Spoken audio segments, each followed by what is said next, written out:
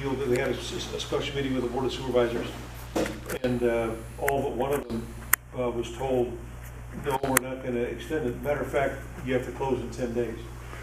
So they had the amount kind of shortened. Okay, so they are still closed. Okay. Yeah, but we didn't get notice about that meeting. Yeah. And I should have. And what I did is, when he told me about it, then I started inquiring. And so I got the package by email, and the package was huge. It wasn't just the one sheet of paper that Brendan had given me. And so I have been pushing on that particular issue because there are certain things that happen in development. We'll get it, especially if it's a precise development plan area, then we'll definitely get it. But if it's just a regular commercial lot and there's no issues or anything like that, we don't hear about it until all of a sudden it pops up. There's one over on Rosamond Boulevard here at 40th Street. The sign just went up. There's nothing out on it. What does the sign say? Forthcoming development? Got the same issue. Look, when are the pot shops supposed to be fully out of business? Except The 25th of May. I think May 24th is the actual. Oh, May 24th, that's it. So However, they did not get the however, instruction to Fran, stay open? No. however, Fran, No, you no. know that nothing's ever finally done until it's finally done. Right. Okay. Alrighty, do I have a motion for adjournment? I make a motion. I'll second. All third. Okay, all in favor? Aye. Any opposed? The meeting is adjourned. 7:35. And he's also the right guy to go to about flower, and the right guy to start with for the, if you want to have someone from the base, maybe ask them for marching or whatever. Thank you. All right, any direct comments, Albert? Gene? None from me? Donna? Nope.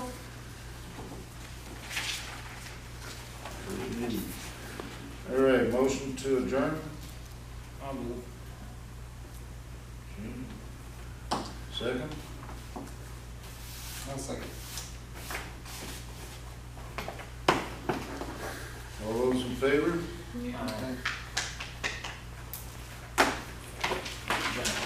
Friday, Donna Morris here. Lisa Checkley. Dennis Schaffner. Here? Take it.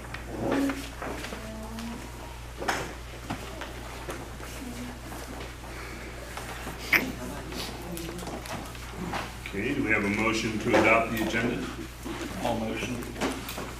Okay, Second? all in favor? Aye. Aye. Any opposed? Unanimous. Approve the minutes? I'll make a motion. I'll second. Okay. All in Well, favor? wait a minute. Vote. The motion should be, are there, first of all, are there any additions or corrections? That's true. Do you have one? No. But has He just wanted to be everybody had a chance to read them and gone over them? Okay. Well, that's because you're eating a cookie. Yes, I was. They're very well done. So, that was incredibly thorough. Well, I would second the motion to approve the minutes as written. Okay.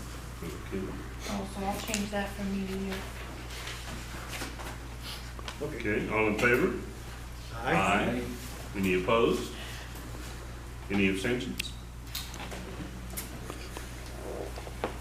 Community leader reports. It looks like Sergeant Moncourt's not starting place. It's still you, Sergeant Anton? The sergeant on cruise at training, so I'll be here this week. I don't have the normal stats, but just basically, we had around 700 calls for service last month. We had 1,900 in the whole east area. But for this month already, we've had 450 calls for service. So this month, things are getting busier. Summer's coming, so Do we have an attributing to factor? summer, Warmer warmer weather. Weather, school's getting out. So 700 was just for Rosamond, you think? Last month was 700 for Rosamond, and right this month I said we're already up to about 450. Okay.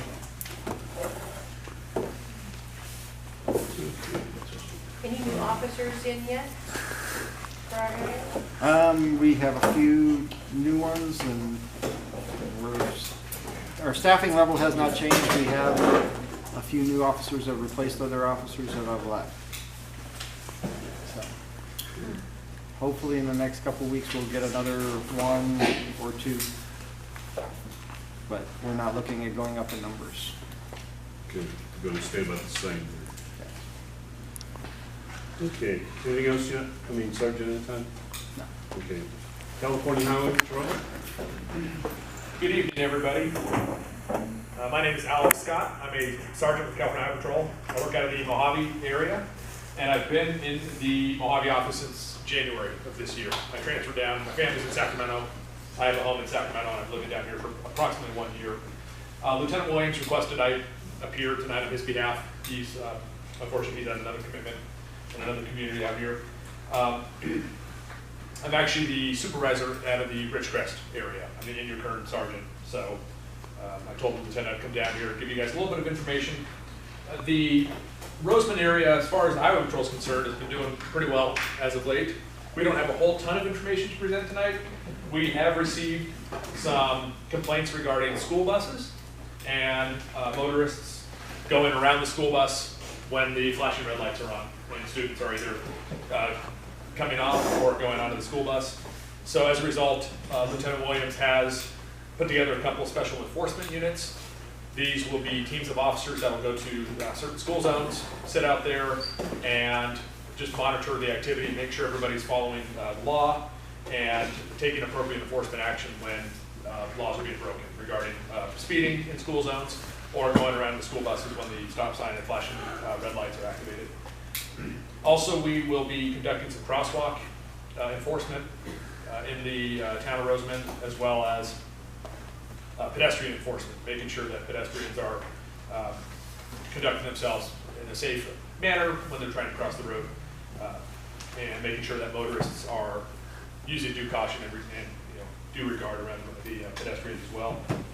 Our public information officer is Aaron Maurer. He's been out to Edwards Air Force Base several times lately, and he's making sure that he discusses with base personnel the safety concerns that Rosamond folks have as far as speeding on the boulevard is concerned, and discussing safe driving with those folks and making sure that they're able to go to and from work and do it in a safe manner and not jeopardize anyone's safety as they're going through this community.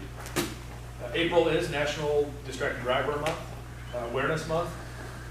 Approximately 28% of collisions nationwide each year are caused by drivers either on cell phones or texting while driving. Teens are our most at-risk group because of their age, their inexperience, and the fact that they have so much technology available to them.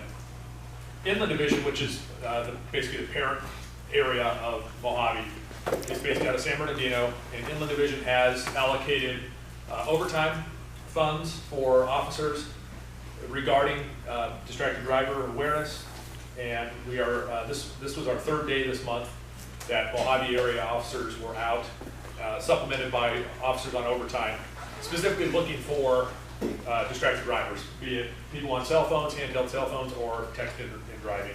So just something to be aware of. We are especially going to be focused on that this month. We always are looking for that, but especially during April. All the information is compiled at each division. There's 8 divisions in the state, and sent to Sacramento. They'll put out the results. So I just want to let everybody know about distracted driver awareness. A little bit of information, I'm not sure if everyone in here has been up to date on it. On January 26th of last year, we had a local resident hit and killed in a pedestrian hit and run on Sierra Highway north of Rosamond Boulevard. The driver fled the scene. Reports were that the driver had fled to Mexico. The driver was identified. A warrant was issued for his arrest. And earlier this year, the California Highway Patrol received reports that the suspect driver was in the Courts Hill area. The California Highway Patrol and the U.S. Marshal's Office were able to team together, do some investigation, locate the driver, and he was arrested on March 26th of 2019. The driver's name is Sergio Gaitan, and he was arrested, like I stated, and he has pled guilty to the felony hit and run crime, and he is currently in custody awaiting sentencing for that felony hit and run. So that's some information. And then I just wanted to touch on a couple of things. Whenever I go to communities, I like to let people know that the Highway Patrol does have several programs, all free of charge. And a couple of them are held at our Mojave area office. One of them is Start Smart. It's a free class for teen drivers or new drivers that just goes over traffic laws, traffic collision patterns, statistics, things that we see, and just kind of good information regarding rules of the road. It also allows for some discussion and questions. If anybody has any questions, safety related, law related, they can ask the officers that are at the meeting and get information from that. We also offer the Age Well, Drive Smart program. It's a free class for senior citizens. When I was a public information officer in Joshua Tree several years ago, I would go to the senior center and talk to folks. This is a class that we offer for our senior drivers, and it basically goes over the inevitability of probably having to stop driving at some point. It discusses the fact that our skills, our reaction time decrease as we all age, and we talk about options and alternatives to driving, and it's a very informative class. So that's the Age Well Drive Smart class, and that is also available. If anybody would like any more information or possibly would want to attend one of these trainings or one of these classes, you can contact our Mojave area office, request Officer Maurer. Once again, Officer Maurer, he's our public information officer, and these are a couple of the classes that we offer. And then we have classes that we offer to teenagers at high schools as well. But I wanted to hit on the Start Smart and the Age Well Drive Smart programs as well. I want to express on behalf of the community, Sergeant Scott, our appreciation for the work that the California Highway Patrol did in getting this man that killed the Chapman's son. Right. Really appreciate it. Thank you. Absolutely. Thank you, folks. Kern County Supervisor, Mike, you have the floor. Hello, good evening. A couple of things. We are proud to announce, on behalf of Supervisor Scrivener, that the Board of Supervisors approved a pay raise for our first-year sheriff's deputies for Kern County Sheriff's Office of 18.5%. Whoa. And this is to try and bring the initial pay rate up to parity with Bakersfield Police Department, because we are losing a lot of our deputies who come out of the academy to these other agencies. Of course, most people are aware that the city of Bakersfield passed a sales tax increase, which is going to generate about $50 million a year for them. And they are going to spend the majority of that, the lion's share of that, on their police department. Because of course crime is a problem everywhere, and there's just not enough money, and there aren't enough resources, and so they raised their taxes. We also voted in Kern County on a sales tax increase. We voted it down overwhelmingly, and we had intended to use that sales tax to help shore up the pay raise issues and the pay parity issues for our sheriff's department. But of course, we're in a budget deficit still. We're in the third year of a 4-year budget deficit. We are on track to have our budget balanced by 2019-2020. So next fiscal year, we should be out of this budget crisis, and we should be back in the black instead of running in the red. but for the next year and a couple of months, we're still struggling with our budget crisis at the county. But the good news is the board did approve this 18.5% pay raise for first-year sheriff's deputies. Should bring their starting pay up to about $53,000 or $54,000 a year, bringing them close to parity with what the Bakersfield Police Department pays for their first-year officers. There's also a 5% raise for the deputies that work in our detention centers. That was approved by the Board of Supervisors. So we know that that's not enough. We know that it's not going to fix all of the problems, obviously, especially for our deputies that are out there that are working and they are not getting paid what their peers are with other agencies. But this is something that was done by the board unilaterally without going through negotiations with the unions and so forth to try and help stop that bleeding of our first-year deputies. Secondly, there is a proposal by the California State Legislature to slap a 10% tax on all of our oil production. And this is a big concern for Kern County. We generate the majority of our income from the oil industry for tax purposes. And so a 10% tax on the oil industry in Kern County would be devastating. Of course, our board is opposed to this. They have written a statement and sent it to the governor, basically letting him know that this is an unfair tax on Kern County. We generate about 78% of the oil in the state of California. Kern County is the #2 oil producing county in the country. I think the first one is obviously in Texas, but we're #2 in the nation for oil production. That's oil and natural gas. And there's tens of thousands of jobs that are tied to the oil industry, the natural gas industry, and a 10% tax is something that would just crush our budget, or it would raise the prices on the oil, and then we would all pay more at the pump ultimately for that. So we are obviously opposing that 10% proposed oil tax from the state.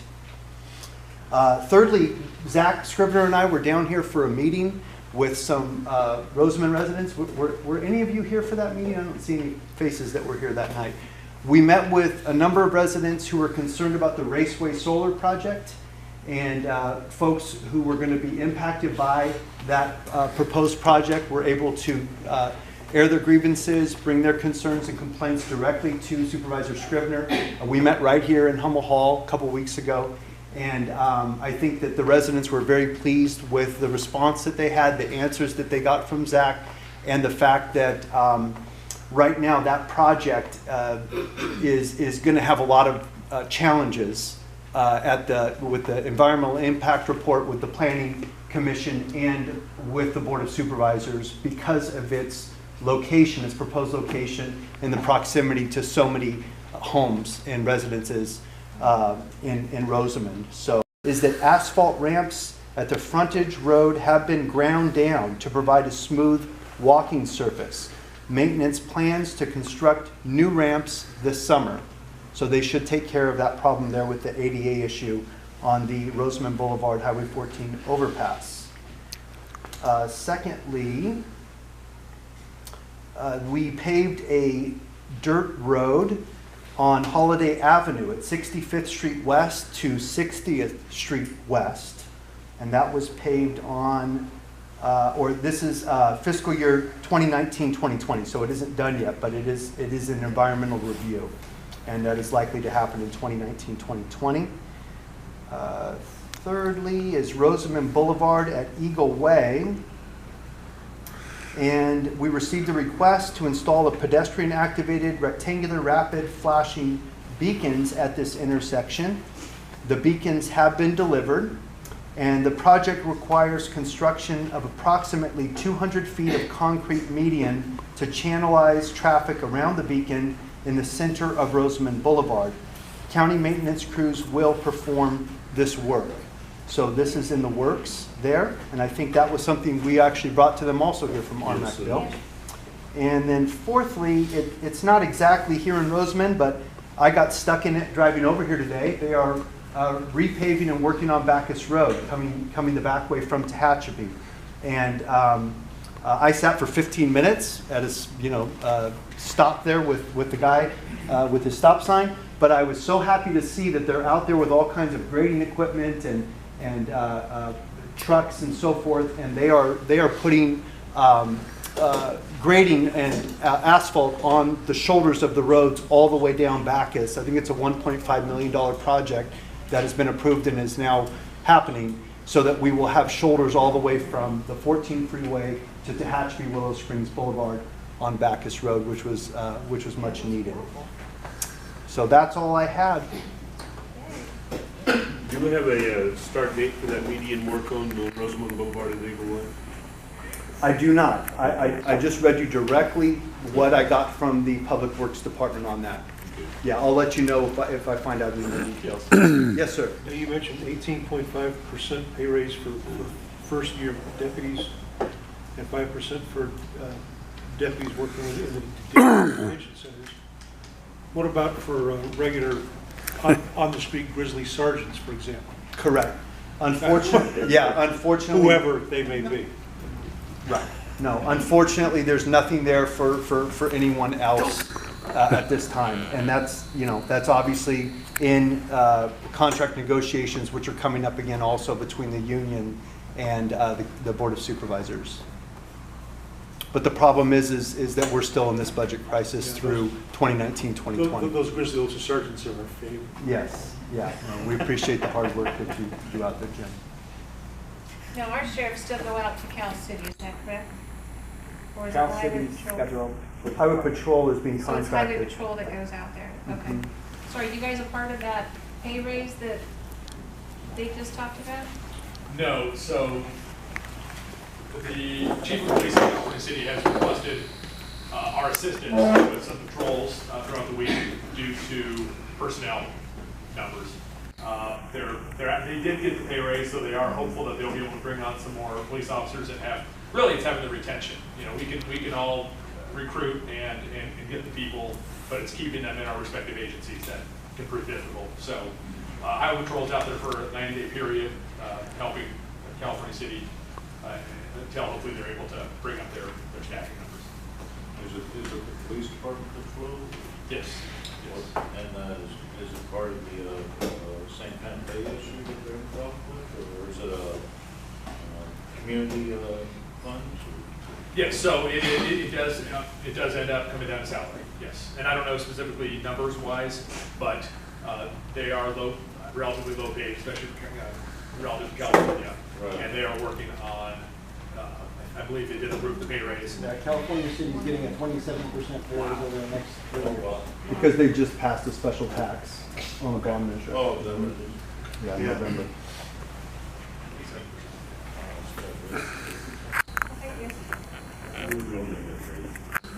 Rosamond Community Watch.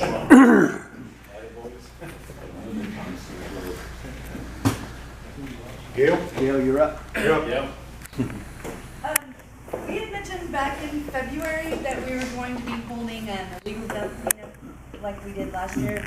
That was canceled due to guidelines, restrictions, and regulations were changed in the past year.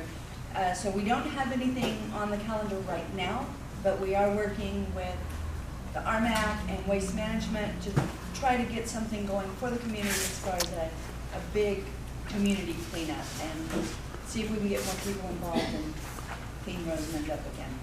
That's it. Okay. Rosamond Community Services District.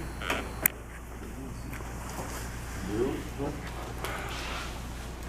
Rosamond Chamber of Commerce, Jack, you got the floor. All right, I really don't have a lot to offer tonight.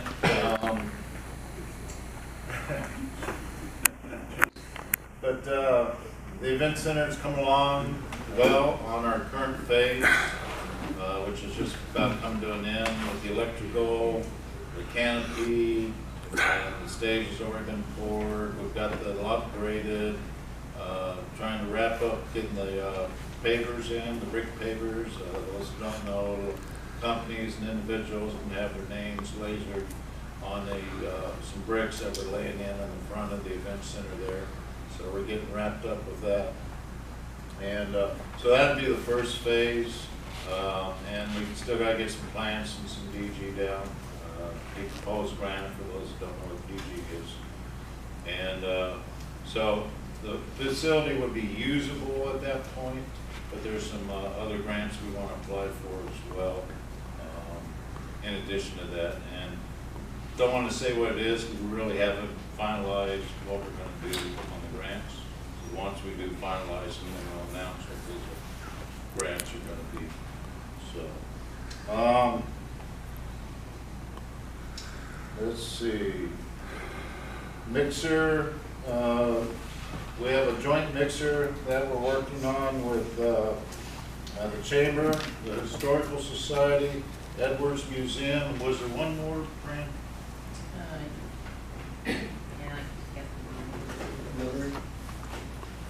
Yeah, there's another one.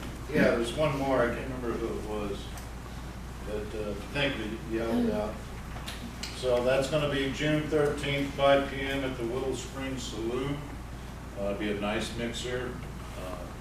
Come on out, enjoy, and mix around with the different groups. And we'll have more information coming as we get closer to the event. We'll get a flyer or something worked up and put that information out there.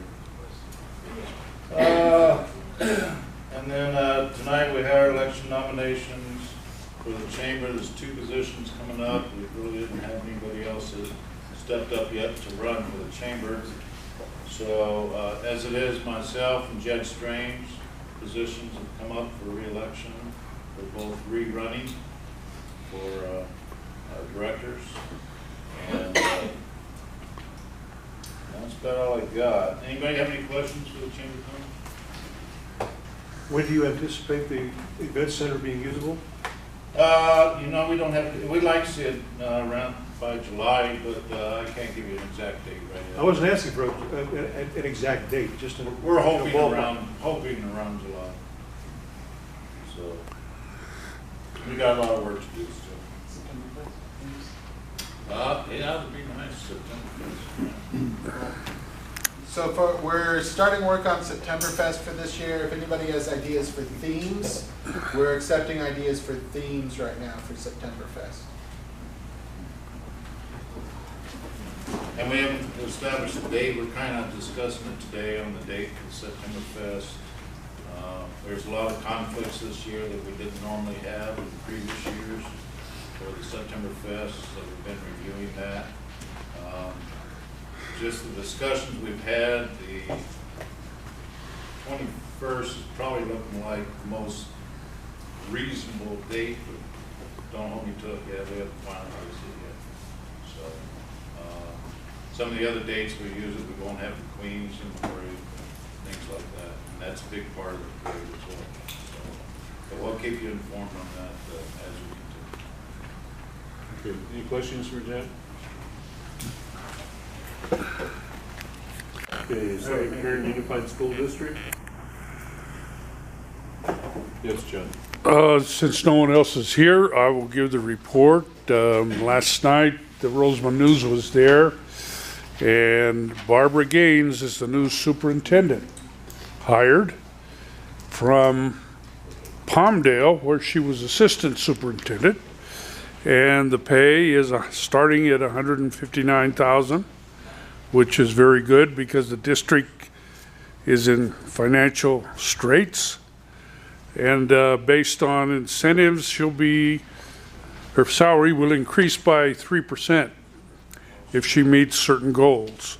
There were over 30 applicants, and the trustees feel very happy because she's a high energy person, likes to get things done, and she's taken over right away.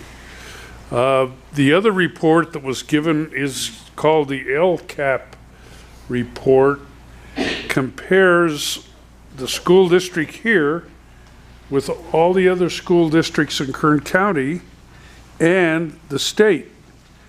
And then by school gives an indication of absenteeism, how their marks are in math, English, a whole bunch of different things. So we'll have that up on YouTube next week, and it's very interesting to to see that and to see how our school district with a $40 million budget is doing in comparison with all the other districts in Kern County, Mojave, and the state. So in brief, that was the meeting. So our kids are doing better than the other kids are? You look at the video and then you make your comment. All righty. Any questions for John? Okay, now move on to Antelope Valley citizens for responsible use of water. Randy Scott has already been excused from the meeting tonight, so there'll be no report for that at category. Well, there is. The Rosamond News was also at the AVEC meeting, and the AVEC directors next week are going to vote on the Fremont water basin issue, which is the basin right up there in Mojave. And RCSD is very anxious to get water out of that basin. But it's an interesting. Cal City wants water, Mojave wants water, and here's Rosamond that needs water if they're not going to pump their own. So there's a lot of politicking going on for that water. Like Mark Twain, famous saying about whiskey being for drinking and water for being fought over. Okay, thank you, John. Go ahead and get Albert, real estate report. Albert, go ahead and do your real estate report. Okay. So the real estate numbers for March. We've currently got 45 active home listings in the Rosamond area with an average asking price of $293,495. That is an average per square foot price of $162.43. Currently have 42 homes pending at an average pending price of $258 or $258,157 with an average square footage price of $166.07. Last month we had 25 sold homes with an average sale price of $256,167. And the average price per square foot, so if you wanted to get out your calculators for this one, was $154.22 per square foot. Now comparing that to February we had more sold. February we had 29 sold, but it was for a lower average price at $245,685. But it was for a higher per square foot price at $167.06 a square foot. Generally we see that because the smaller homes have a higher cost per square foot, because as you go larger with the home, it's cheaper to build larger. So that's why on average you'll see a smaller average sales price, but a larger per square foot price. So market's still looking very good. I put a couple homes on the market myself. They went pretty quick. So things are moving very quickly right now in the area. If you have any questions, feel free to give me a call or see me after the meeting. I'd be happy to help out. Okay, thank you, Albert. You want to go ahead and introduce our guest speaker? Yeah.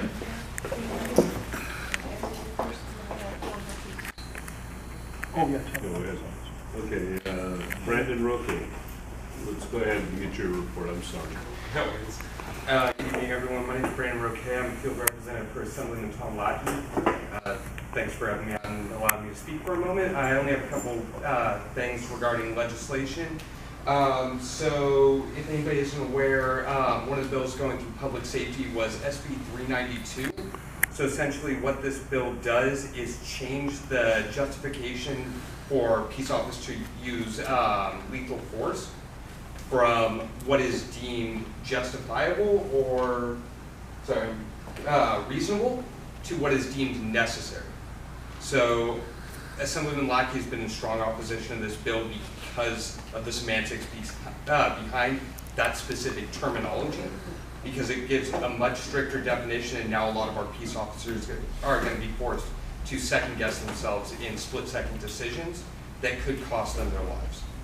So regrettably, there were only 2 Assembly members on the Public Safety Committee that voted against SB 392, one being Assemblymember Lackey. It has passed the Public Safety Committee and is currently awaiting another committee assignment in the hearing on the Assembly floor.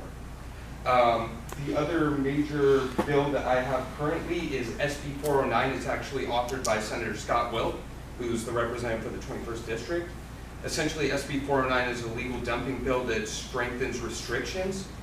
On illegal dumping, it actually adds haulers and truckers to the list of people so they can be held accountable if caught illegally dumping, as well as strengthens the punishments if caught. So originally, if caught illegally dumping, it was just a slap on the list, essentially. You get a minor fine, nothing major. Now it's actually being changed if this passes to a misdemeanor. So hopefully that should curb some of the illegal dumping issues that we've had out in the Antelope Valley, out in the desert, and obviously, much like my hometown of Acton, out there in Rosamond.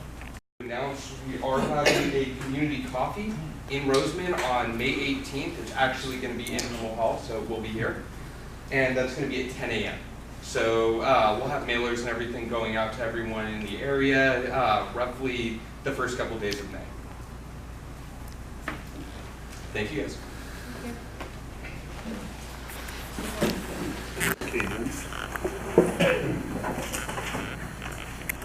As most of you know, up until about a year and a half ago, I was the community relations guy for Edwards Air Force Base.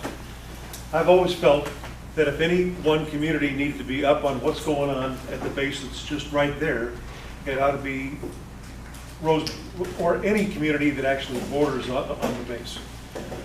Then the question becomes, how do we get more informed on what's going on out there? When I was, part of my responsibility as the community relations guy was running a thing called the Speakers Bureau. There was one guy in particular that always kept up on top of all that was going on and was the best source of information for anything happening at the base. And we're fortunate tonight to have him here with us. Back when Edwards Air Force Base was run by the Flight Test Center, there were 2 wings. There was a center commander and 2 wings, and they changed that whole construct. So now the 4th 12th Test Wing is now the organization that runs the base, and there's a test side, and then there's a base support side. The guy that's here to speak to us tonight, to update us on what's going on out of the base, is the guy in charge of all the base support activities. And so I'd like to introduce Dr. David Smith, the installation support guru. So the floor is yours. Well, thank you so much. I'm just going to take a few minutes, and that's part selfish. I'm unfortunately facing some health challenges right now. We're on the mend, right? Yay. We're going the right direction. But the reality is, if you want to find somebody who's a little low on energy, I'm your guy. So nothing contagious. We It's can okay. walk You you don't have to Dennis. run away. Yeah. A couple of prefaces. One is, what is Hummel Hall not? It is not the building behind the library, just in case anybody's wondering about that. Okay, that's not where you are right now. Next question I have is a math question. So where is it that 45 exceeds 65? No guesses? Coming off the base? Yeah, so I'm going to tell you right now, we have a problem policing our own at the base. We are doing an aggressive campaign to get the word out that this is entirely unsatisfactory because we interact with the community outside our base. And that's that the speed limit on Rosamond Boulevard is, I believe, 45 as you approach the outside Welcome to Edwards sign, where it changes to 65. I have actually driven that and had people slow down when they hit the 65. Conversely, I've had them speed up as they hit the 45. And here's what I believe is going on, and God bless our folks in law enforcement. I take nothing away from the awesome job you do. But the reality is, I got more of you than you got. I probably got more of you in a day than you got in about a week. You know, when I guard mount up and put 60 defenders on the streets at Edwards Air Force Base in a day. Okay. And I appreciate that, but my population knows. And my population knows that I'm strongly policed once I hit government property at that 65 sign. And not only am I strongly policed, I'm strongly held accountable. So, and the big accountability we levy is not money. People don't much care about the money in the ticket, they care about time. So what I take away from you is your ability to drive on base. And if you've ever looked at how far it is from that external sign of Edwards, it's a long way. So Lil can't bring a scooter? Yes. All right. So we are working very hard on getting the word out that we care about that. We want to be great neighbors, and we want to encourage our base population to understand that. With that very same theme, something we're addressing directly is, and I've experienced this myself, and many of our people on base have complained about it, and we're working with your council here in Rosamond to get a wing commander's letter endorsing some actions here. But we're a very regimented, bureaucratic society, and every time I want the wing commander to sign something, I got to get lawyers involved. And that just slows stuff down. I want to be honest. And here's what we want to do. We want to encourage the city to help us by maybe putting some kind of lighting or crossing help in the area just a little further east on Rosamond Boulevard or where we are. And the reason is here I am driving off base. I'm the good guy, trust me. I slow down, I follow the speed laws, but I watch the people blast by me. And as we get towards the newer apartment construction and the trailer park, I've got a lot of people, especially at night, crossing the street to go to the mini mart and the restaurants and things over there. And I don't know who published the dress code for Rosamond crossing the streets at night. But apparently you're required to dress like me. Yes, all black. Oh, Yeah. So you're dressed very dark, there's no lighting, and you're crossing the street in an area where a person coming home from a 12-hour shift on the flight line just hit the 45-mile-an-hour sign, which means I can accelerate to 80. I'm not needing a lot. So we want safety out there. You know, we want every member of this community safe, to include our own personnel. I don't want our personnel to go through the other side of being involved in a hit and run. Hopefully they have the presence to stay at the scene if something that horrific happens. But we want to be good members of our community, so we want to encourage some way to make that safer and run an aggressive ad campaign. So as I think about the community of Rosamond, and by the way, I should have opened by saying, General Tykert, you've got no wing commander that wants a better relationship with the community than me. He is all over this. I would offer that in his stead, there's a few things we've done of late that I think are going to be very exciting for Rosamond as our nearest neighbors. One is the new museum that's going in. So the new museum is going to be an absolute destination STEM museum.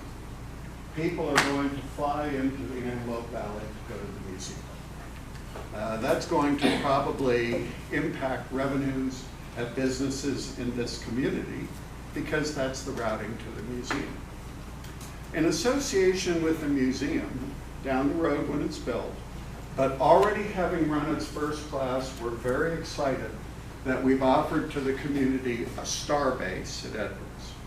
Now can I ask by show of hands who's ever heard of star base? So we got just a couple. Star Trek, right? Star Trek. Right? So imagine what happens if you take a group of 5th graders right here from Rosamond Elementary. And you take that 5th grade class and you say for 1 day a week, for 5 weeks, you come to Edwards and you come to our Star-based STEM Academy. And they are fully immersed in STEM. And things like, I will give you just a rough outline. You may not see this here because the curriculum changes between the various STAR bases. So that young 5th grader will go in there and be asked to design a wing. Well, they don't know how to design a wing. But we put them at a CAD/CAM self-designed computer where they play with it and they think they have what looks like a good wing. So they print it to the 3D printer in their classroom. And they take their wing out and go, that looks pretty cool. So they put it in the wind tunnel in their classroom. And they go, my wing really sucks. So they go back to their little computer and they buy it. At the end of the day, that 5th grader has learned all about this laminar flow, L over D, the stuff we teach at test pilot school. But they learned it hands-on in an intimate way that makes contact with them. And the Star-based program has been tracked nationally for many years. It's a nationally funded DoD program. There's 2 STAR bases in California other than Edwards right now. One at Los Alamitos on the guard base. It has about a half-a-year waiting list for any grade schooler to get in and out there. Orange County is all over that program. And then in the Okinawa Armory in Sacramento, similar waiting list. Huge backlog to service 5th graders in our community. So the base does it, by the way, this is totally gratis. There are no monies attached to this. The downside for the school district is the school district just has to get the children there and back. Once they get them there and back through hopefully their own organic busing, we take it from there, right? We have found that when we track this program over time, if I had a program that cost me absolutely nothing, but costs my involvement in serious crime when somebody becomes an adult, slashes it by a full 50%, that might be an okay program. Star-based does. The other thing it does is it doubles high school graduation rates and college admission rates for students that go. Why? Because for 1 day a week, for 5 weeks, somebody said, you give a damn, 5th grader, and I'm going to help make you better. And that's what we're doing right here in this community. That's, by the way, an invitation. It's an invitation to your schools to take advantage of Star-based. As we're new and getting rolling, we'd like our most nearest neighbors to seize this opportunity and hop onto that Star-based bandwagon. Phenomenal group of motivated teachers is something that, again, community outreach is just there for you. I would also offer, if Edwards was a private enterprise, and we all know we're not, we're government. See the earlier discussion about trying to get a letter out without a lawyer, you know? But if we're a private enterprise, I'd encourage you to buy stock in Edwards. We are in the growth business right now. And that growth business creates some hurdles for us, but those hurdles can be a community enhancement here in Rosamond and across actually all of the Antelope Valley. And one of those problems with our growth business is that we have privatized housing on base under government contract. We could discuss that till the cows come home and still have more time. But the reality boils down to this. We don't have enough houses on base. Okay? So in not having enough houses on base, our military personnel are looking to alternate resources. There is nothing wrong with that. That has been done historically. We are part of the community. I love bringing our members out into the community. Some of the challenges we are facing, though, is we're getting some help from Sacramento, that some costs associated with building new houses and transferring houses are going up. And they're impacting our young airmen who need to try to find a place to live. And they try to find a place within their quarters allowance that they're given, so they're not digging into their core pay, but to those dollars they're given to reside off base. Often hard to do. Often, and please, I don't refer to Rosamond when I say this, remember we're a large Antelope Valley, often our military members are turning to, let's say, underserviced communities, looking for that rental. Now understand that these can have long and protracted concerns. Some of our long and protracted concerns is, so I've got a senior airman married to his high school sweetheart. They've got a baby at home. For sake of this little discussion, we'll say it's sort of the traditional male-female relationship, but it could be the other way. Plenty of female airmen out there married to males that are non-military. Plenty, could be either way. But the bottom line, they have chosen to save a few dollars. They've rented or bought a house in an underserviced area of town. I deploy that person for a year.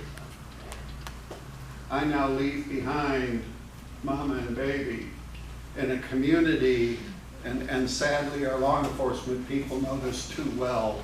We have people out there that prey on that. They see that as a target, not as a point in our community that we ought to be fostering and growing and watering like we do a garden, which we would hope in a supportive community. So we face these challenges when it comes to housing our members. And we look to our nearest neighbors, Rosamond, as a wonderful way to support that. You know, we share the opportunity to have lunch here, to break bread here, to walk these streets and to drive these streets. We want to encourage our people to be very good stewards of this community. And if and when they choose to put up residence here, we'd like them to put up that residence as if they are part of this community, not the Edwards guy that happens to live in Rosamond, right? They've assumed that as part of their identity as they move here. So we do have a lot of other things going on at the base, many of them very high-tech, many of them really amazing. The accolades the base has right now of bringing F-35 to initial operational capability is awesome. And it's awesome not just for the base or for the country. It's awesome because I believe personally that other people notice that. I believe people in Korea notice what we do at Edwards. I believe there's some guy in Korea that understands that when we take a C-17 from the ramp here and we fly it off the coast of his nation and we drop a medium-range ballistic missile out of the back of that airplane and we light the engines off and fly it towards the west coast of the United States, and then we shoot it down from Vandenberg Air Force Base, I believe we're basically saying, really? You want to bring this? We're showing you right here that we can take care of it. And that's the kind of business that we're in. We're in the business of deterrence and national defense. I'll pick on our law enforcement here again. I know neither one of you ever wants to pull a gun out of your holster. And I know you will if you have to. But you'd much rather be the deterrent who fosters a safe environment by simply being there. We're with you. That's what we'd like to be. The deterrent that says, yeah, we got something called an F-22. It's a pretty cool airplane. And if you want to go up against it, it's a little hard to shoot down because you can't see it. But I mean, once you get around that can't see it thing, pretty cool airplane. We got some bombers that we can take off out of Whiteman, Missouri. By the way, we fixed them right here, called the B-2. We can fly to the Middle East and strike targets. People don't know the bomber took off from Whiteman until the bombs are detonating over targets. And the planes come home and land at Whiteman. Why? Because Edwards Air Force Base is here. My legacy platform, the B-52, that's what I flew for my years as a combat aviator and a flight tester, is going through massive improvements. And we'll be seeing that old warhorse right now projected out to 2040. So yes, potentially a 100-year-old platform. When I was flying the B-52, we had a third-generation B-52 pilot out there. Dad and Grandpa flew the same airplane. Pretty amazing thing. But that combat capability. Now, in addition to that combat capability, in closing, allow me to just offer that there's a lot of young airmen out there who never get to see the glory of flight tests, right? You know, they don't get to go Mach 2. They stand at our gates. They handle our payroll. They police our streets. They repair potholes. And we want to figure out how we can enhance that lifestyle by working better with our local community. So what I'd like to ask you all to do is just think about it. Think about what are the crazy things we could potentially do to partner better together and figure out how we might be able to get things done more efficiently. Why is it that just prior to its closing, out there in the Monterey area, Fort Ord figured out a way that they could partner with the local community and share the same service trucks that repair potholes in streets. And both the community and the base saved money. Why not? So I ask you to think about where's the creative way we can do that. We face rules, you face rules. I'm willing to do what I can to waive some of those, to be creative, and to be better partners and better neighbors. Because really, that's what we are. We're partners and neighbors. If we can do that better, we all benefit from that relationship. So I'll open myself up to questions if it's all right. If there's not, when we're done with me, I'm going to take my clip-on defibrillator and my beautiful bride, and we'll head on home. Anything for me? Yes, ma'am. Well, before the meeting, we had a couple people up here discussing some of those issues about an overpass here on Rosamond Boulevard. And at one point, we had a planning group down here that was supposed to put sidewalks all the way down to the end of up to United with some street lights, and they never came back and showed how that was improved. I guess the money got siphoned elsewhere. But those are things I would like to see happen. And it's just sort of funny that we were talking about the potholes in Rosamond and all those kinds of things just before you showed up too. By the way, I used to work with you a number of years ago. I was the comptroller. Oh, you look so familiar now I can put a face on it. So those are a couple of things. And interesting enough, we were going to have a good celebration here at the library on May 9th. And your guys, George, is coming out from the museum in the STEM program. Great. So Now that's the library that we're not behind. So now you know where that library is. So George is bringing his group out with him. So to go with that for just a second, one of the reasons it's difficult to get that letter signed is the lawyers are very worried about anything that implies endorsement with monies. So if the wing commander signs a letter saying, I want safety in Rosamond, and if you would help us by putting in a crosswalk and improved lighting, we think that'll be safer. Somebody is going to hold that letter up to the light, and through it they're going to say, hey, the base is going to pay for improved lighting in Rosamond. Okay? So we have to be very careful about what we say. I wish we had those resources to do that. But here's where we do have some. No promises, but it's something we're looking at based on feedback I got from your committee. I've asked our base civil engineer to start what's called the Defense Access Roads Project to deal with the fact that, and again, we got to be a little bit selfish. It has to benefit the base, but it doesn't mean it can't benefit the community. And what we've got is I have an issue where all my major medical care is off base, right? And I don't have the luxury of calling ahead to the local railroad and saying, hey, just out of curiosity, you're not going to have a train stop across the tracks while my ambulance is leaving the base, are you? So I don't have that luxury. So since I don't have that luxury, but I have to provide medical care and it has to go downtown, hopefully through Defense Access Roads, I can provide an alternate crossing of those railroad tracks so that if we did have an emergency response leaving the base, we could hit that stop train. I get it, I understand it, it's commerce. And we could turn south and make the necessary moves to cross the tracks at an appropriate distance away to understand that we're not stopped behind the same train still. Now, again, no promises, but we are building a package for defense access roads to potentially fund.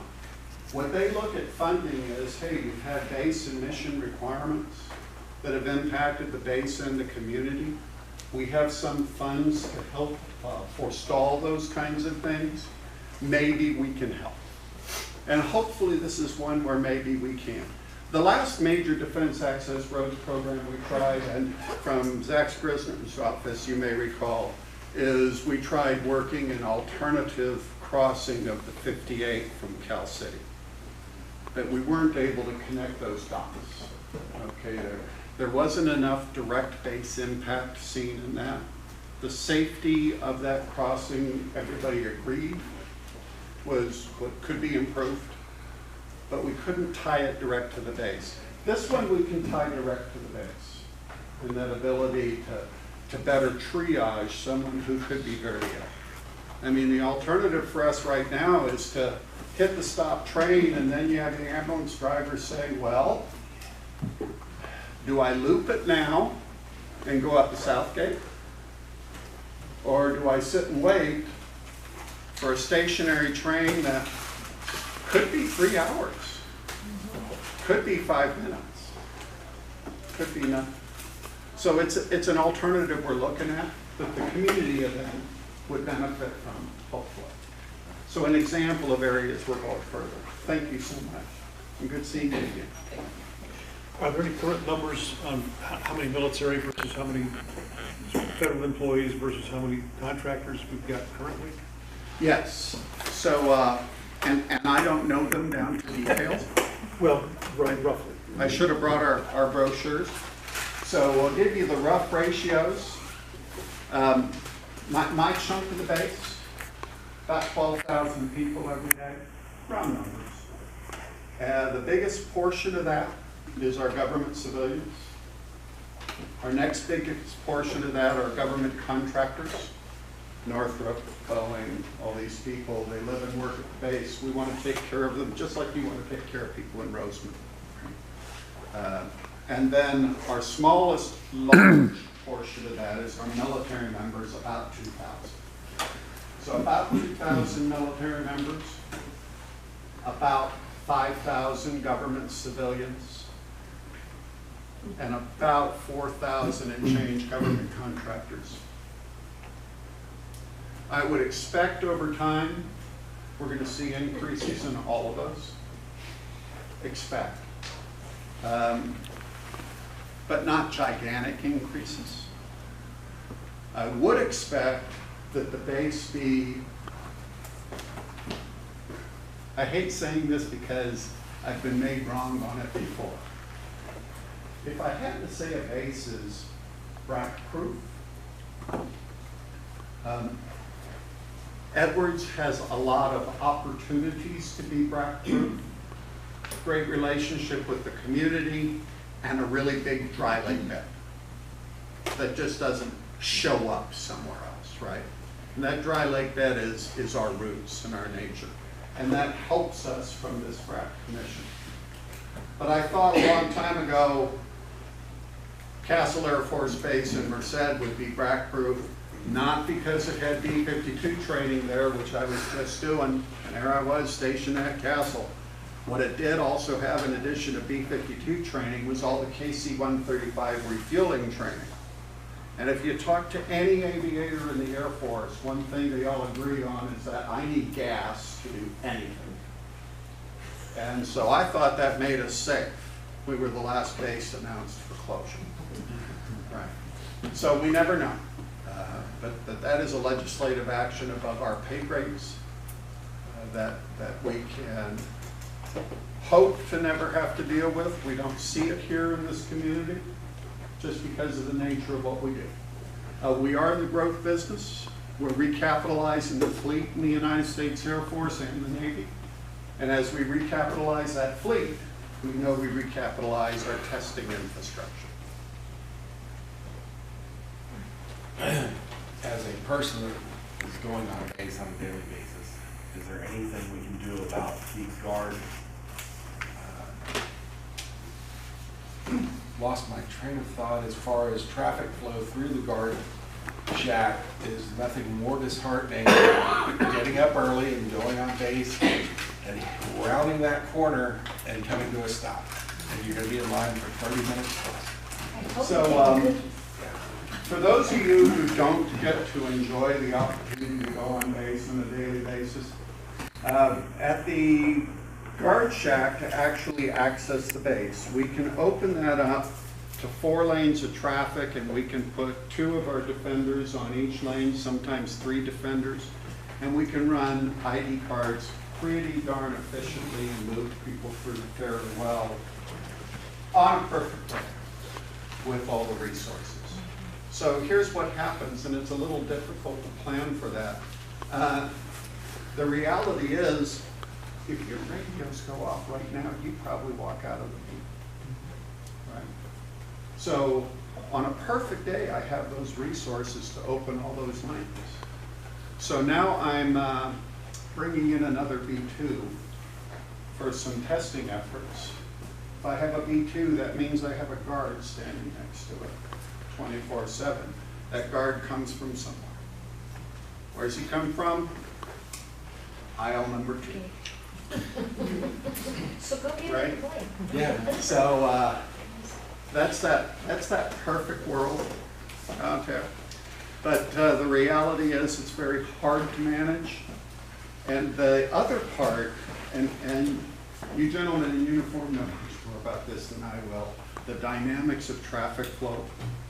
For some reason, once you create that bottleneck, unbottlenecking it takes forever. I mean, I've towed the car away, the blockage is gone. Why am I still parked on the 14? You know, and it's kind of the same thing there. Once we've gotten to the point of stoppage, it's very hard to unscrew that up. So it is a challenge. We have got some weird things we're trying to do. One of the things we've tried to do to help in the long term, we do have busing coming to the base now. The busing is grossly underutilized right now.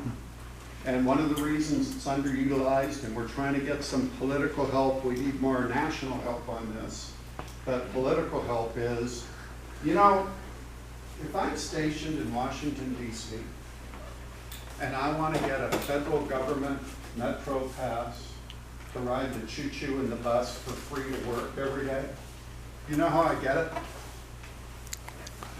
I go to my boss and say, I want a Metro pass, and I say, here. You know how I get it here? I start filling out paperwork that goes through my supervisor that had to have filled out paperwork. So they can approve my paperwork since they've got approved paperwork.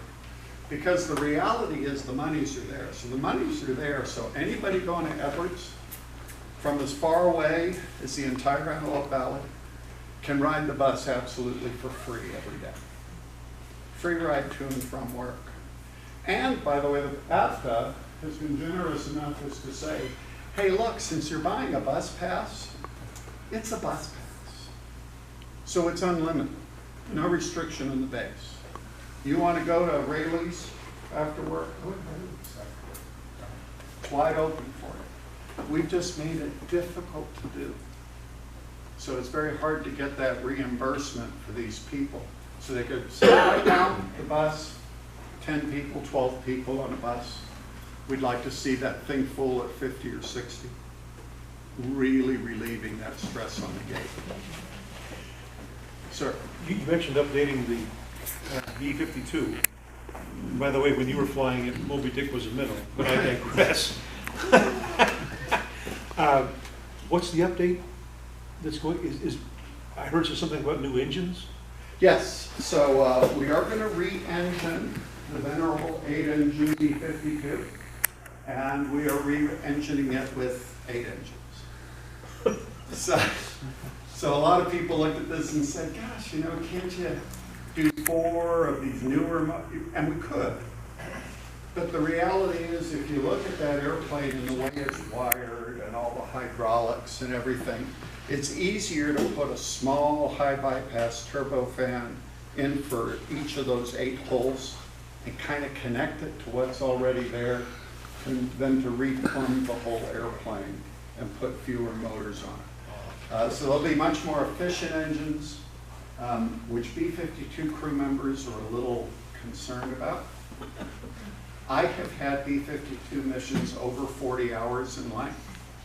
When you tell me you're going to make me more fuel efficient so I can stay up longer, 40 hours is a really long day at the controls of an airplane. No, thank you.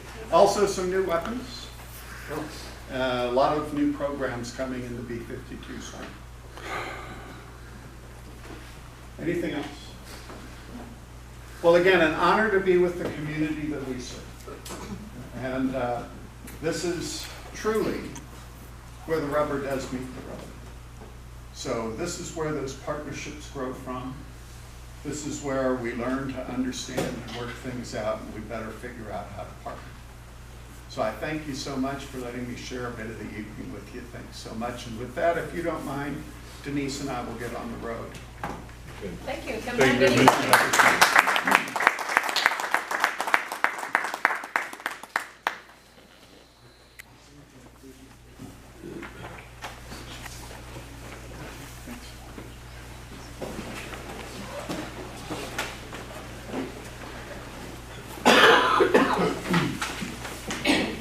Community announcements. Does anyone have any announcements? Public comment. Anyone have any public comments? I got one. Some we discussed the other day that the new dollar store is opening up on the other side of Rosamond Sierra Highway. Right, Family Dollar, yeah. Yeah, Family Dollar. Let's see if the county had anything, what routes people are going to be going into that store. The route, as I understand it from the superintendent there, is the driveway that will go into it is off of the side street. It's not off Rosamond Boulevard. So you have to go onto the side street first and then turn left into the parking lot of the Family Dollar store.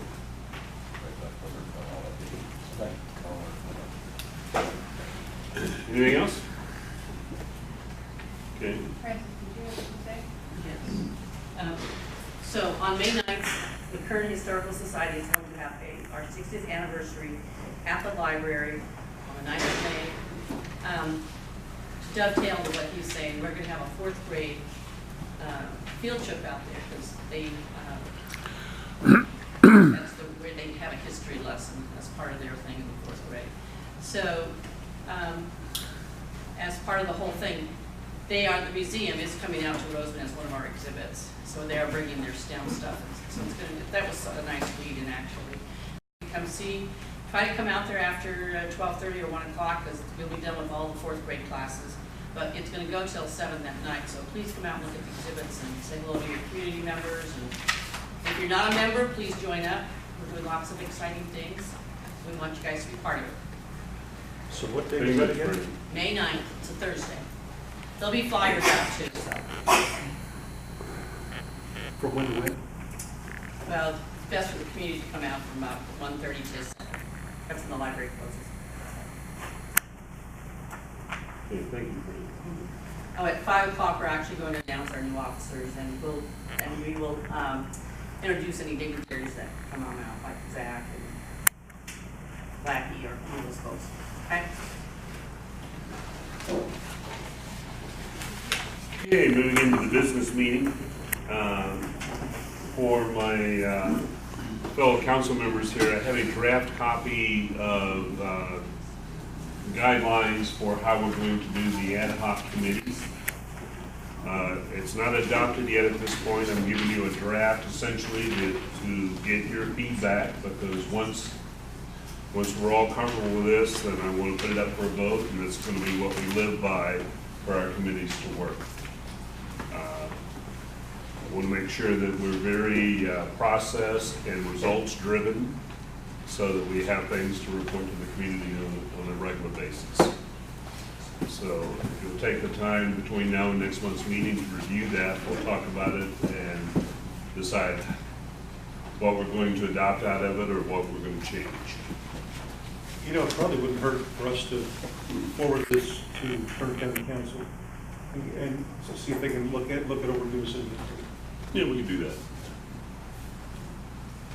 You can take care of that, right? Yeah. Yeah. Okay, well, let's move into, and we have some existing items here under the business meeting I want to talk about. As you heard, Dr. Smith talked about, he's working with a support letter for us. It's something that we've been working with him to get some support for a couple of things that we want to do here in the community. One of them is being the crosswalks, which Mike Clark gave you an update on the one that's at Eagle Way and Rosamond Boulevard. That was very high on my list for us as a council to try to do something with, so it's very good to hear that there is movement in that area. And as I told Mike before the meeting, we're going to be coming in with an amplifying or an addendum to that to add 2 more areas that need these signalized crosswalks. And the intention of that is, number 1, to protect the kids. But number 2 is to help with the traffic coming off the base at night, because there are people going from the housing over there, crossing the street to Rosamond Plaza, and you can't see them.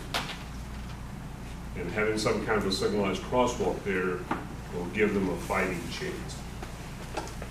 So that will be coming soon. Is that where the crosswalk is going to be, is right across from that problem? It's going to be kind of diagonal to the corner of that apartment complex. Okay. To the edge of the driveway at Rosamond Plaza. That's where we're looking at putting that. So is there going to be any chance of sidewalks going down the street and curving? Do you guys remember when those all the whole Yeah, there was a big thing. It was going to be Yeah. it was going to be asphalt, but it was going to be a pedestrian walkway. Yeah. I don't know whatever happened. I'm doing research in the looking in the files, trying to find that meeting where we talked about all of that, and I haven't found it yet. They had big drawings out here. Yeah. I remember going in and writing what we wanted to see on there, and there was like about 6 of them all around this room. And they were supposed to come back the following April, which was last year. Never saw them again. Yeah. Never saw them. Okay, the next item is the Waste Management Services Transfer Station Bulk Trash Pickup. Waste Management had a meeting the other day up with the Board of Supervisors in Bakersfield. And I'm assuming that's dealing with the whole thing up here, not dealing with just little individual components like what we want here in Rosamond. So yeah, it would be Kern County in general. Things like bulk pickup, transfer stations. I know Rosamond really wants one, and I don't blame you because the Mojave landfill isn't exactly convenient. Also things like recycling, stuff like that people want, but it is county and us that has to work together to get that done, not just a community that says, oh, we want it, and then we can provide it. And one of the things that we're doing also is, as you heard Gail mention just a few minutes ago, we're looking at a major cleanup in Rosamond in the latter part of this year. And we want to try to get as many organizations involved in that process, including Boy Scouts, Girl Scouts, even teen youth groups from the local churches if we can. And as many adult volunteers as we can get to help keep our kids safe while they're working, but also to help in getting things picked up. And we want to make sure that we have the things to deal with any bulk items and stuff like that. So we'll be talking about that more. Yeah, and we're more than happy to help and partner with the county if that may be part of it, or just donate roll-offs or whatever it is to best help that cleanup go as smoothly as possible. I was hoping Lisa would be here, because I know she made a trip to Bakersfield to talk about that. Yeah, she went to that same meeting. Okay, so I had sent Lisa a bunch of stuff, because I constantly call code enforcement and the folks to come pick up stuff, as well as Gail and Joy report stuff to them. Well, there was a big ad in the paper recently or on Facebook that Kern County was doing some drives to clean up stuff, so I wrote back to that ad and said, what about Rosamond? And so Heidi from Bakersfield called me, who's got one of those things, and so she wanted to talk to me and Lisa together, since Lisa had made a trip up there and see who she had talked to and stuff to actually try to get a plan together. So I'd like to get your name, hopefully we all can get together. Thanks. You know, along that line, if anybody's gonna make Rosamond a better place to live and work, it's all of us working together. Yes. It isn't, oh, let's just have them do it. You know, them is us. You know, we need to be doing whatever we can. What comes to mind immediately is the work that Gail and Paul Warnick have done with their Rosamond community cleanup efforts. They've gone out there, they've done the work along the Sierra Highway, they've done some other work. You know, that's community involvement in action, and I appreciate all the work that they have done. We want to come alongside them and enhance that effort. That's just exactly what Bill was talking about. One huge way that we can make Rosamond a better place to live is to have it cleaner, to have it, and so we talked the other night about looking for a base cleanup sometime in the fall.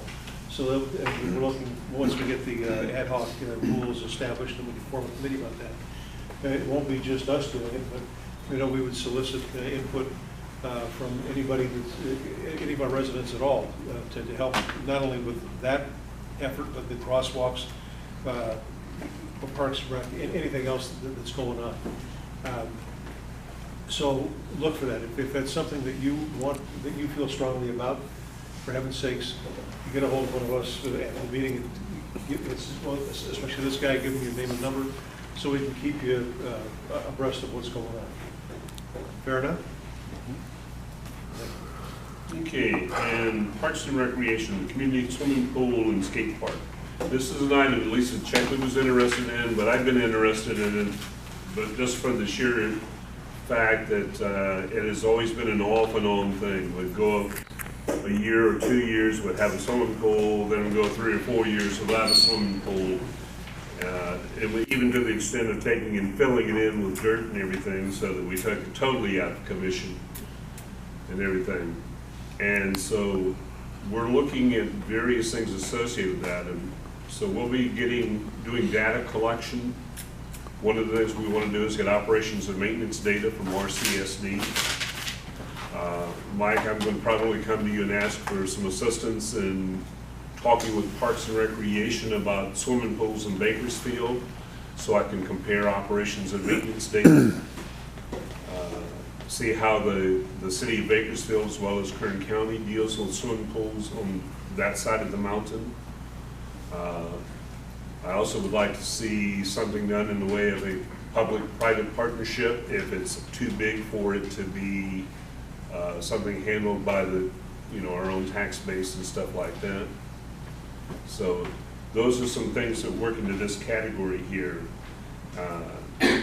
And we're looking at ways of making that park, as well as other parks in Rosamond, viable and usable by our kids. It's really easy to criticize the kids for tearing things up, but when they're bored and they don't have any outlet for that energy, that's exactly what you get. That energy has to go somewhere.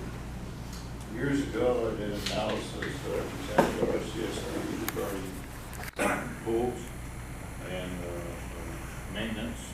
And I did collect a lot of data from different communities and programs. And it's really expensive to maintain a pool annually, really expensive. And the reason most cities have pool and pool programs, the pool does not pay for itself. It never does, never will. But usually the general fund, as a community service, will fund the pool, because most of those pools run anywhere from $700,000 to $1.5 million a year to maintain and operate. And the programs have to really be fulfilled, full programs, to even support having a pool. So you gotta have swim classes, swim meets, yada, all the way down the line, and keep that busy enough to where it really has enough support to get support from the community, because if you don't get money coming out of the general fund, you can't afford the pool, and that's what's happening with the West Park pool. It's just so expensive to maintain. So unless you get really creative on a community that's not a city that doesn't have general fund to support that community activity, you got to toughen up the crack there. And that's why we need the operations and maintenance statement, Jack, because until we know how big this nut is that we have to crack, we can't even begin to do any planning. I mean, I envisioned it being a public-private partnership thing, maybe getting a couple of solar companies to help defray cost of that. Well, that would be I mean, we're not getting any other tangible benefits from these solar fields out here that I can see. So if I can't enjoy anything, I'd like at least to see the kids of this community have something to enjoy. And that would be something that I think is a potential item. We'll see. It may turn out to be unrealistic, but that's the kind of path we want to go down and find some opportunities for dealing with this and getting those pools where they're in service and able to be used by the kids. Okay. And the last item is a new community bank. And this is very, very preliminary, but I wanted to put out some word on it. United Security Bank has shown an interest in opening a branch here in Rosamond. However, they don't want to build a new bank building of their own. So they're looking to be able to co-locate with an existing business. So if you know of a business here in Rosamond where a bank could fit, for example, like a lot of the Vaughn stores that you see down in Lancaster, Palmdale, they have a little bank up in the front of the store. I don't know if we could have the ability to do that here or not, but it would be nice to find out if we have some kind of asset that could be done that way here. You can always co-mingle with OHS. Was that? I would prefer not to. Have you talked to people in Albertson? Not yet. About 4 years ago, I invited Edwards Federal Credit Union to come out here and look at the bank, at the bank here branch. Because we have a lot of folks that work at Edwards that are members. So they came out, and remember the old bank used to be where it's now vacant on that one lot? Mm-hmm. It had a man trap there at one point, but as we toured it, it was being leased to an exercise group. So I asked them to go over and talk to the folks at Albertsons, and they didn't say absolutely not, but Edwards just dropped the whole thing. So I actually, probably about 2 weeks ago, went in and talked to Logix, which is a credit union itself, and asked if they would come out here. And they said, we have a 5-year plan and it's too expensive to put a branch here. It's at least $5 million. But she said, she lives in Rosamond, so she knows we need a bank. I talked about the manager. Carlos, this is on me. So I haven't got a hold of him. What's going on? So anyway.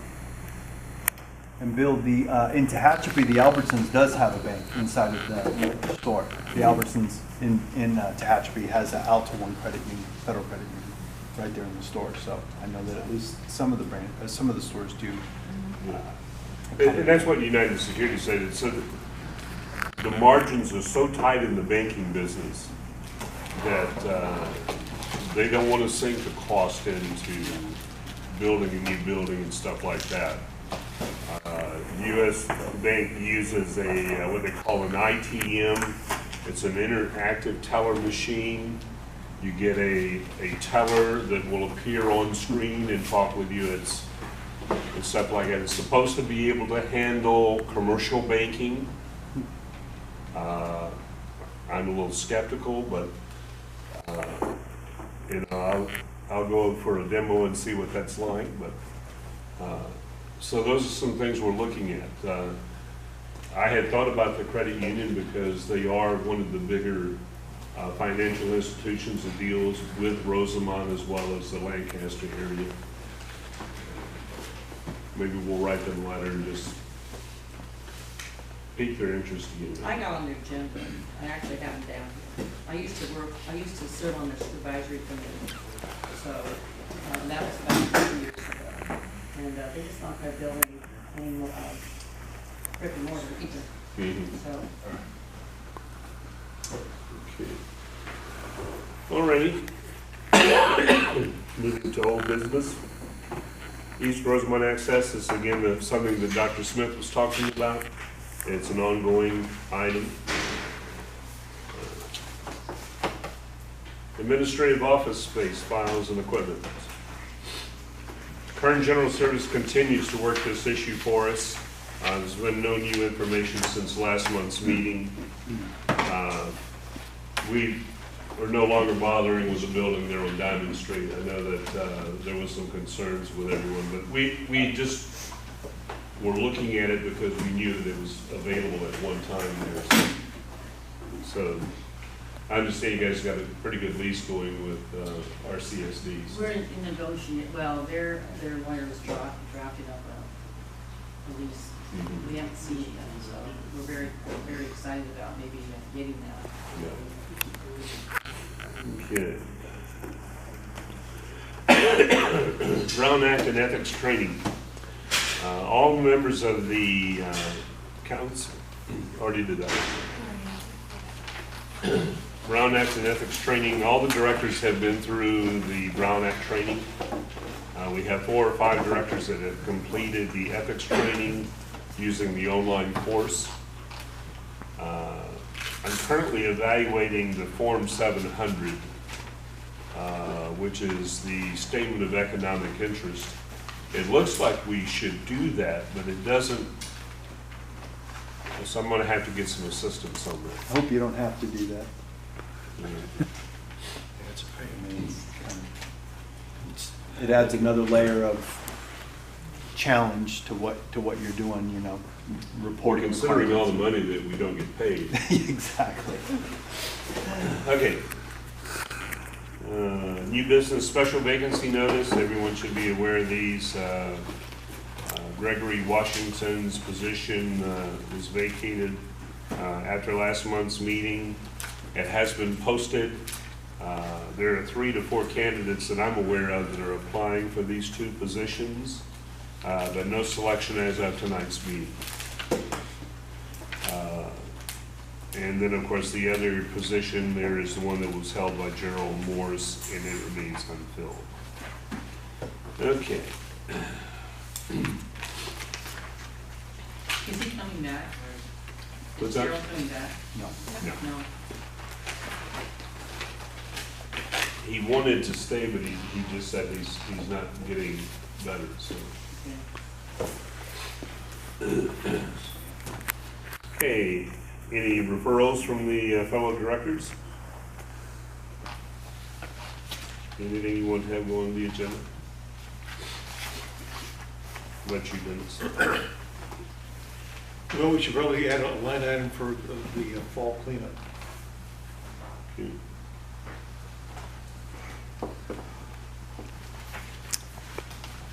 Don? Brendan? Nothing.